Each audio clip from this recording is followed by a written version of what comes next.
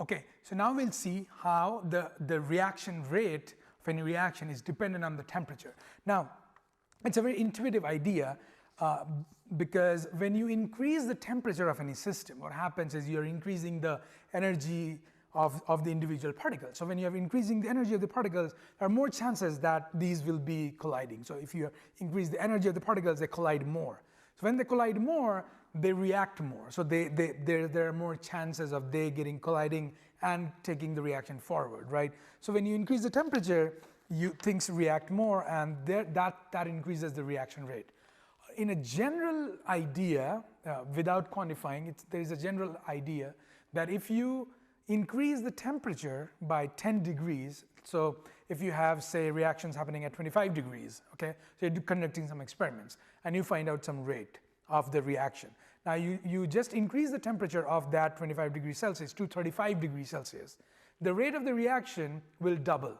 Okay, this is a general, like a broad brushstroke idea. Increase the temperature by 10, increase the rate twice. Okay, now we quantify the effect of temperature on reaction rate using an equation called the Arrhenius, which tells that the rate constant of the reaction is equal to A, which is the pre-exponential factor. We'll just see what this exactly means, raised to the power of minus EA by RT. Now, A in here is called the pre-exponential, just before the exponent, so pre-exponential factor, which is basically a quantification for the amount of collisions, the total number of collisions that are happening in the system, and the steric factor.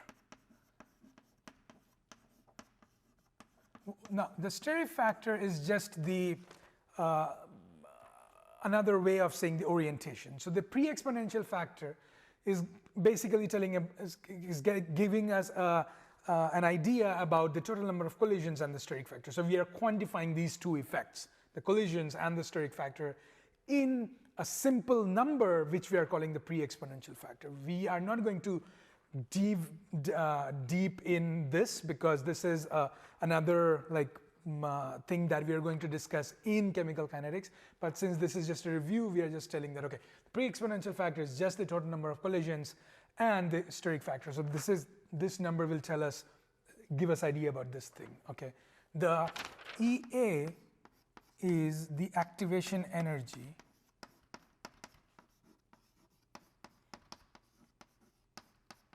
Okay, now the activation energy is something which can be understood in a way that, okay, so any reaction, for any reaction to take place, there has to be certain amount of increase in energy that is required. Like for an analogous, for an analogy, we can think it like this: that in order for you to do a business, right? So if you want to conduct a business, what do you need? You need some initial investment, right? Now you need to do some initial investment in the business for you to get some profit with time. So you invest some money previously, and then with time, when the business goes on, then you either make a profit or a loss. So let's assume that you're making a profit in time. So what happened? Like you invested, say, $100 in a business, and then you were able to make a profit of $20 from that. So your net is at $20 of profit, but you had to give in some amount of money. You cannot just expect $20 to just come to you without doing anything. So this is something like that, the activation energy. So you want to decrease your energy, you want to decrease your free energy in process. That is why some reactions will be spontaneous. Like you want to decrease your energy, but you cannot just go from state A to state B and just decrease your energy. You have to increase the energy of your state. So it's something like this, okay? So this is the reaction or the time, right? And this is energy. This is increasing in the left when you move up. Now, say you have some kind of energy of the reactant. So this is your reactant, okay? And say we know that, okay, the reaction is coming here. So this is product. So we know that there will be a product which is less in energy. So this is basically the amount of energy difference between the products and the reactants. This is basically the delta G of the reaction, which is negative. Why? Because product is lower than here, so product is a lower number, so there is a decrease in energy, so the reaction is spontaneous. But the interesting thing about here is your reaction will not directly go to here. It is not going to do. Because otherwise, how will you explain that how is R is even possible when it can just go without any hindrance? So the hindrance is basically the activation energy. It's something like this. You have to increase the energy of your system by some amount in order to make this thing possible. So to move from reactant to product side, you need to climb up this hill, the energy hill, and only then you can come to this side. So there is a energy hill that is prohibiting the reactants to go to the product side. So this is increasing the energy. So this becomes, these are the intermediates that form.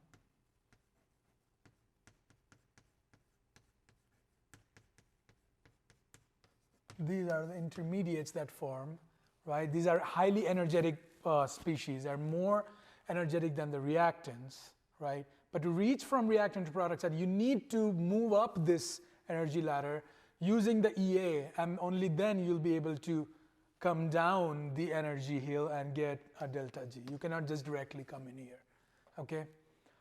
So this is the idea of the activation energy. So we know that, okay, so the K is basically dependent on this. Like K is basically a pre-exponential factor times the exponent of minus EA by RT. So EA is the activation energy, R is the universal gas constant, and T is the temperature. Okay. Now, there are simple reactions that the simple mathematical simplifications that you can do to this this Arrhenius equation to solving mathematical things. So, like for example, let's see that at temperature T, let's assume that at temperature T1 you had a K of 1, and then at temperature T2 you had a K of 2. So you can write down these two equations like this, right? You can write down K1 is basically equals to A, so the pre-exponential factor doesn't change, is an exponent of the EA, the activation energy doesn't change, is basically R doesn't change, so this is RT1, right? And K2 becomes A exponent of minus EA by RT2. Now you can solve this, like you can take a log of natural log of this and a natural log of this, and then subtract those equations, and then you can have a relationship, then you can find out a relationship between K1 and K2. So let's try and do that. So if you have K1 and then you try to take a natural log of that, so this becomes ln of K1 becomes ln of A minus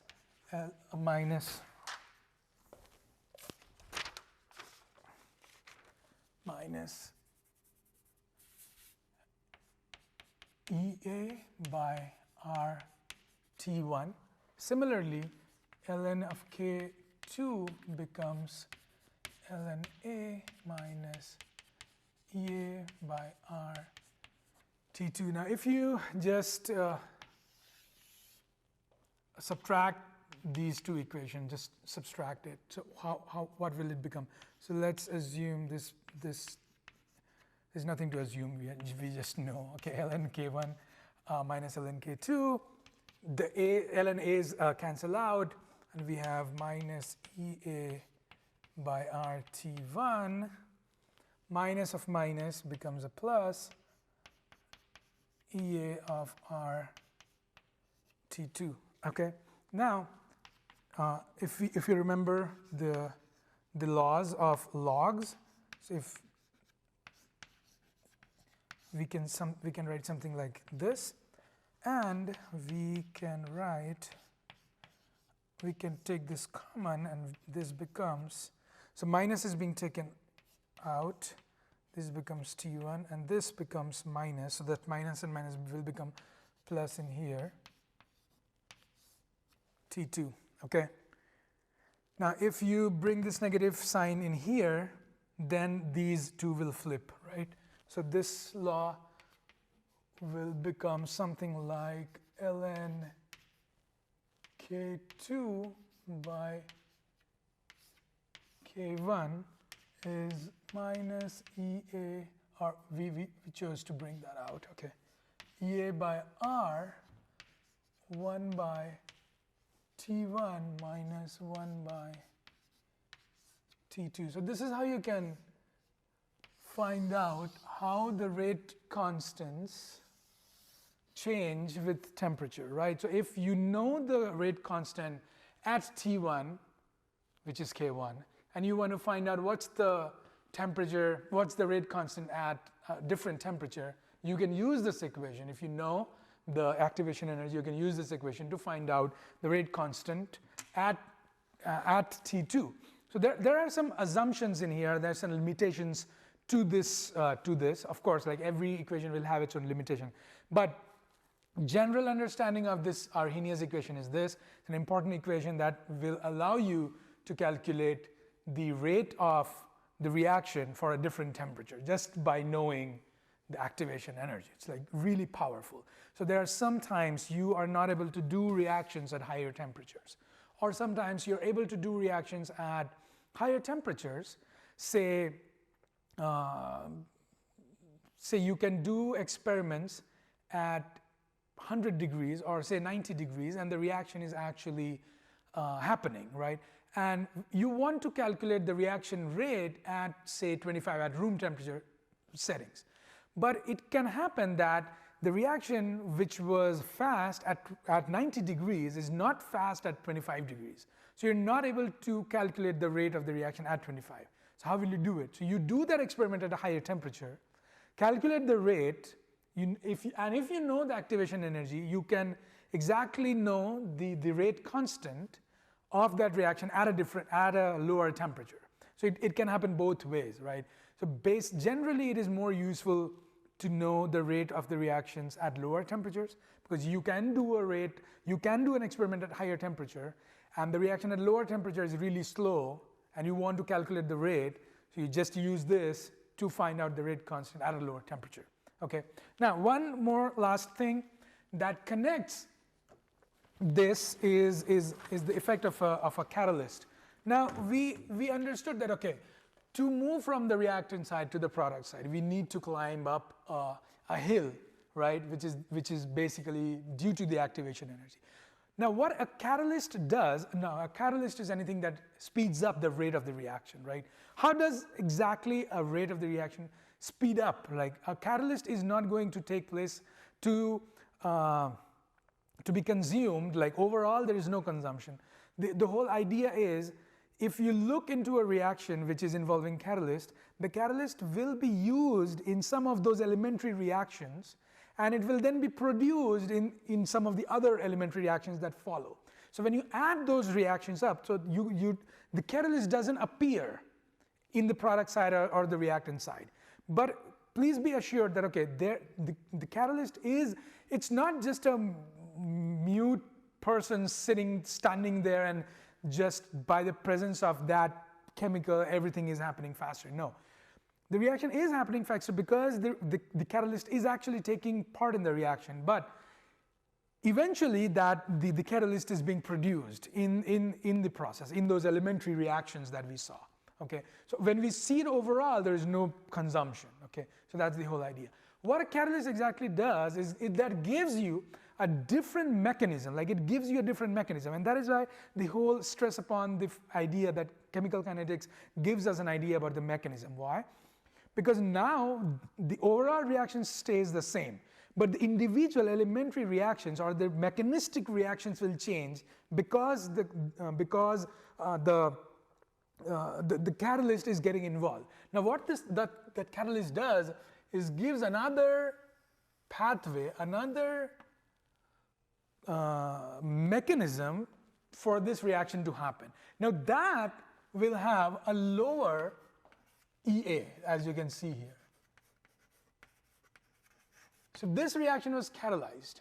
Why? Because when this reaction was catalyzed, this decreased the EA of the reaction, the activation energy of the reaction, and that is the reason the reaction went faster.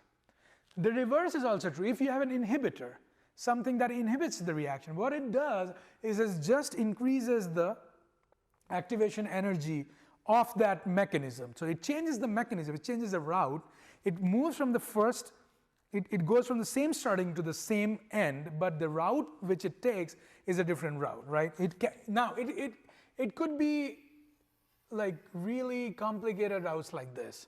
And in the case of an inhibitor, it can go to a higher activation energy. The routes can be complicated, but the general idea is in a catalyzed, the activation energy is decreased, and in an inhibited reaction, the activation energy is increased. So this is the relationship between activation energy, the rate constants, and the rate of the reaction. Okay. So this brings us to the conclusion of the preliminary section on thermodynamics, chemical equilibrium, and chemical kinetics. Thank you.